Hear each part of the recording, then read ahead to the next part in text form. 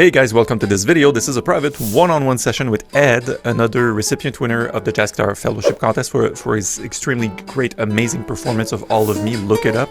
So in a minute, I'm going to have Ed here. I'll take some of the questions and we'll workshop it on guitar. Let's get going. So, yeah. Well, I just wanted to say that your feedback on the video was extremely interesting because when I was doing the one note, the solo for Desafinado, just a single note line, last month's challenge, at some point while I was working on it, something popped into my head to say, I really would like to be doing a phrase that crosses the chord change boundary. Yeah. Mm-hmm. And it was like, I was hearing maybe Wes or maybe Sonny Rollins or somebody just sort of who is, specializes in doing that. I don't know. But I just started thinking about that. So that's obviously something for me to be working on and thinking about. I never actually thought about it consciously, like a phrase, just an actual statement that crosses the boundary and kind of incorporates the change into it. And it sounds like fun, actually. Oh, it's fun. And I think because you looked at organizing your practice session as well, probably a part of it could be, that's my improv focus. Because improv could be so many things. You have scales and arpeggios, but if you say, well, that's the scope of my work for the next 2 months is going to be that, I think it's going to have a lot of fun. And coincidentally, last week on a group call, I think it's Bob who, anyways, one of the guys brought up a song and it's Out of Nowhere. And it's on a chord and it's a G major and gets to the second chord. And the question was about the same thing, like how do I prevent myself from just like stabbing the G and doing a thing on the G, and then the next thing I'm just going to stab it and then do another thing. And the short answer, which is something you may do, because I know you want to do chord melody rubato. This is a thing I've done rubato extensively, and I'll teach you the method in a minute. It's like, can I go from here to there within a line? Assuming the boundaries of 4/4 time, whatever. I just am on the chord, and can I make my way, like playing baseball, safe to the next place? And then go to it and again and again and again, instead of performing the whole song or whole progression, instead of having the time. Then once that's set, I would go, 2 bars of, that's Out of Nowhere, 2 bars of G major, 2 bars of B flat minor, and just see, can I make my way there? And then I would go, let's put it to rest. Let's look at the second and third chord and do the same process.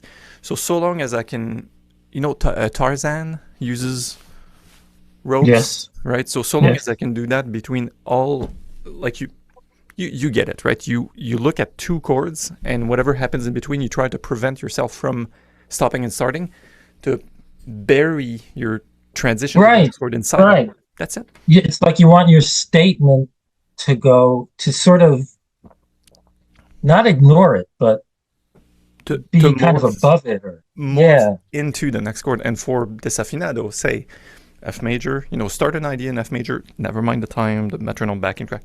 You start and you make your way to G7 sharp 11. Right. But I actually started consciously. Yes.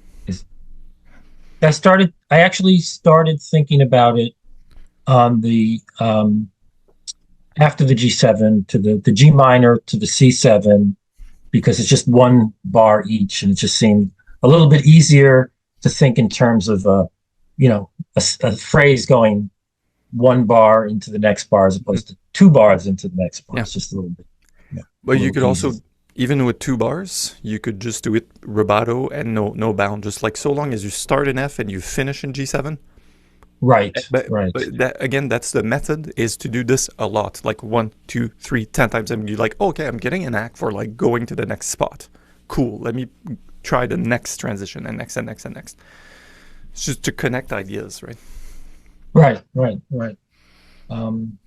Okay, so the main thing I want to talk about is what I now have access to. Yeah. How to use it, how to practice. Now, you mentioned group calls. Do I have access to group calls? You will see the recordings posted after the fact, Okay. but inside of it, you can't. That's access. That's the Okay. other part. It's the group calls it is the coaching side of things. Right. Okay. Um, so I just, took a quick look at what's there, and it's obviously a lot. Yeah. Um, and my question is, do I don't know, it doesn't seem like I should start from the very beginning, but you tell me, like, if you think it's worthwhile to just go through everything, or is there a place you think I could jump in? Yeah. Good question. I'm gonna put a couple of things on the screen and share my screen with you. Okay. So here's the main processes we use. Hmm. When we get into the foundations course, it has 5 lessons, and it's to do these 5 things for one time. The aim is to go here and to have at least 5 tunes, right? So that would be second layer. First layer is really like, first 30, 60, 90 days, you're done with the etudes.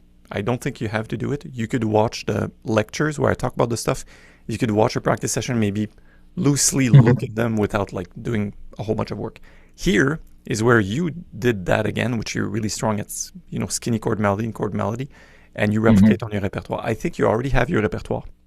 I do think you have enough songs to consider that Hmm. you should move here. So here's in 2 parts, and this is exactly what you brought up in your message to me in the later part of your message. Like you should Right. Right. spend between 10 and 20% of your time on retention, which goes without saying. It's like, hey, there's stuff you used to know, keep knowing it, keep learning it, or else it's going to go away. Right. Right. Uh, Right. and the vocabulary piece, because there's so much, as you mentioned, the Hmm. vocabulary piece is looking at these last 2 things to augment my playing. And if you want to keep it very, very simple, very short, I personally think, is this getting my comping better? Or is this getting my improv better? You'll Hmm. keep doing chord melody arrangements. You're already good with that. You do chord solos on your own. It's like you got it. But then chords or solos. For the solo side, I think we've already nailed that. What you want to do is connect chords to one Hmm. another. So that's checked. That's part of your practice session. Spend 10, 15 minutes a day on that for sure. And for this, it depends on what you tackle within the platform. That said, if you look at the rest of the platform, starting at um,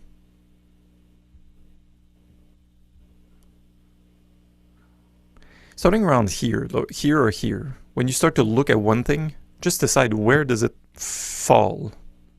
Hmm. That's it. So that's how you tackle it, going like, okay, I'm already doing something to get my chords better. I'm doing Barry Galbraith comping etudes. Don't do a second or a third thing, whatever. Like narrow it down and you're set. So you keep building new tunes, keep reviewing your previous tunes, and then solo and comp. And then your soloing we've already discussed. I can demonstrate, but we've already sort of discussed. And your comping, it would be a matter of going through the class and going, oh, this is the part where I feel I'm weakest with the chording, and I'm going to do that. That's lesson 6 and 7 are the like baseline. You could, so in a nutshell, I'll summarize. You could probably go here right away. That's my 2 When you cents. say vocabulary. Okay. Yes. Right. Which on the pyramid still is here. So people do Right. foundations. So that's the first Hmm. few days. That's just mindset stuff. Foundations, repertoire. So that's 3 months, another 3 months, and then that's where the real work starts. It's like I want to develop ideas that I don't Hmm. have access to. They're not under my fingers. That's what we do with vocabulary. And vocabulary is 6 and 7. It's comping and Hmm. improv, and inside of it, it's comping and improv, literally.